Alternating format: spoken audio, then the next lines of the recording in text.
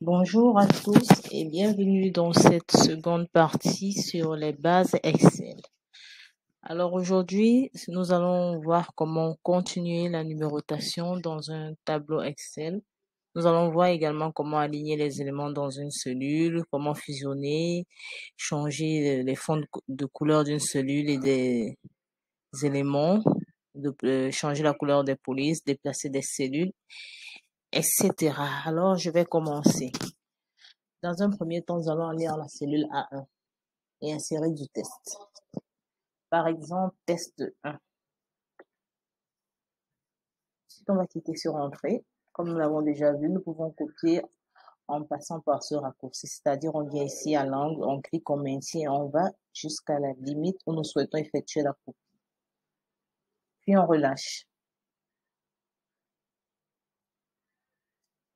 Voilà. Là, il s'agit bien d'une... Nous avons effectué la copie.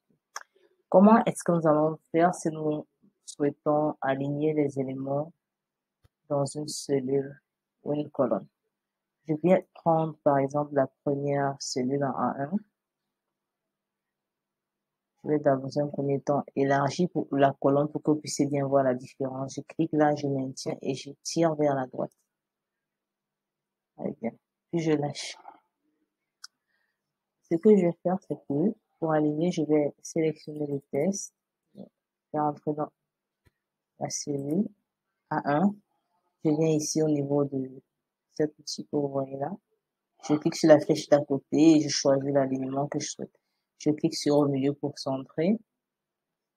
Vous voyez que là, le test, il a été centralisé. Je peux venir faire la même chose en A2. Je sélectionne la cellule A2. Je viens au niveau de l'outil. Je choisis plutôt aligner vers la droite. Je viens dans la cellule A3. Je viens en nouveau changer l'alignement et je mets aligner vers la gauche. Voilà. Là, c'est pour ce qui est de comment aligner les éléments dans un tableau. Je peux, qu'est-ce qu'on va faire d'autre? On peut agrandir la hauteur d'une ligne. Par exemple, venons à la ligne A4. Comment est-ce qu'on fait si l'on souhaitera agrandir la hauteur? Nous venons simplement ici et nous sélectionnons. Ensuite, nous étirons vers le bas, puis nous lâchons. Vous voyez que là, la hauteur de la ligne 5, la ligne 4, pardon, n'est pas la même par rapport aux autres. Donc là, c'est simplement, nous avons vu comment agrandir la hauteur. Comme autre chose, nous allons voir comment fusionner plusieurs cellules. Par exemple, ici, je vais venir en A5 que je vais fusionner avec la B5. Pour ce faire, c'est tout simple. Je vais sélectionner les deux cellules comme ceci. Ensuite, attendez. J'ai raté mon action. Là, j'ai plutôt déplacé le test, donc je vais annuler. Donc, je sélectionne les cellules comme ceci. Et je viens cliquer sur ce bouton de fusion ici, plus haut. Je choisis tout fusionner. Et il a noté que s'il y a des éléments dans les deux colonnes, seule la colonne, les éléments de la colonne de gauche sont pris en considération. Donc, je clique sur tout fusionner. Vous voyez là que la cellule A et B5 ne forment plus qu'une seule cellule, donc nous avons fusionné. Ensuite, on va changer l'emplacement de test en centralisant ici. On choisit centrer.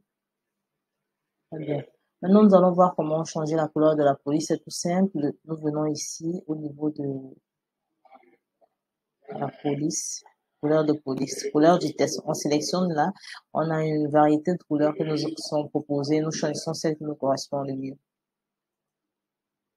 Avant, bien sûr, vous voyez là, le test a changé de couleur. Nous pouvons également changer la couleur de fond. Là, on vient à 6. Pour changer la couleur de fond, il suffit de venir ici. Dans l'outil de remplissage, on clique dessus. Les différentes variétés de couleurs nous sont également proposées. On choisit celle qui nous convient, puis on clique dessus. Très bien. La seconde chose que nous allons voir, c'est comment déplacer une cellule. C'est tout simple. Là, nous avons la A8. Bon, on va aller en ordre. On va aller à A7. Nous, nous posons notre curseur à A7. Il faudrait que nous cherchions à avoir ceci.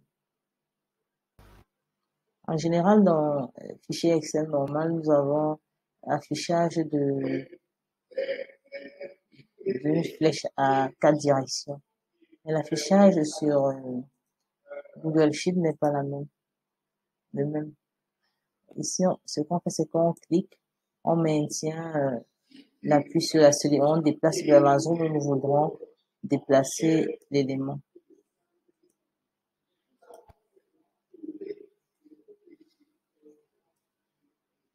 Là, ça prend pas.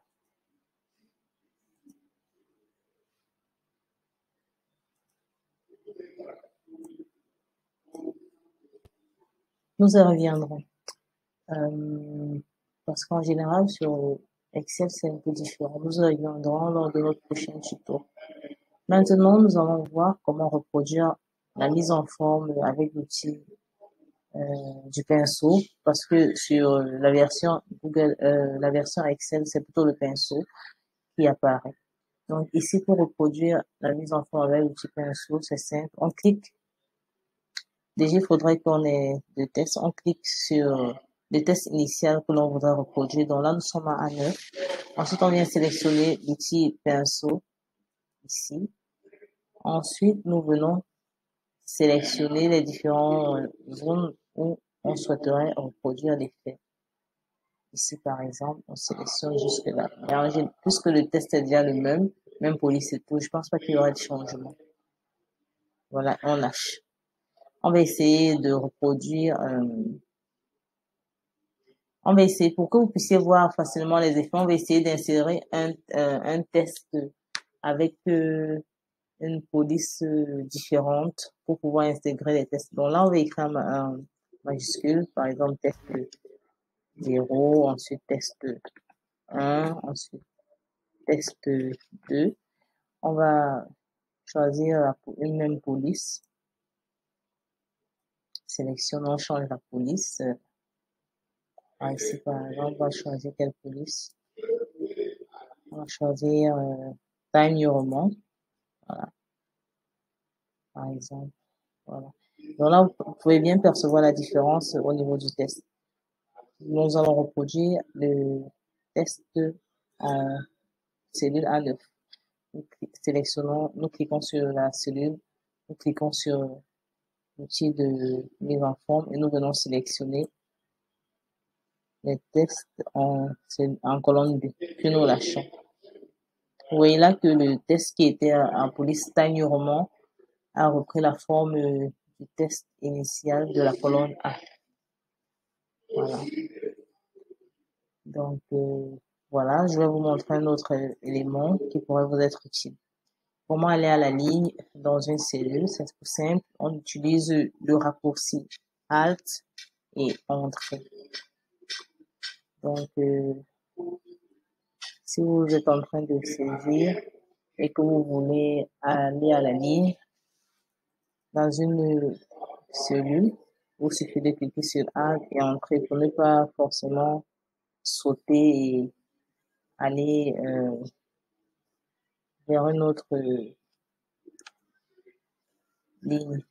Donc, ça sera tout pour ce tuto. Merci de m'avoir écouté. Merci de vous abonner pour plus de tutos ou d'inviter les gens à liker. À bientôt.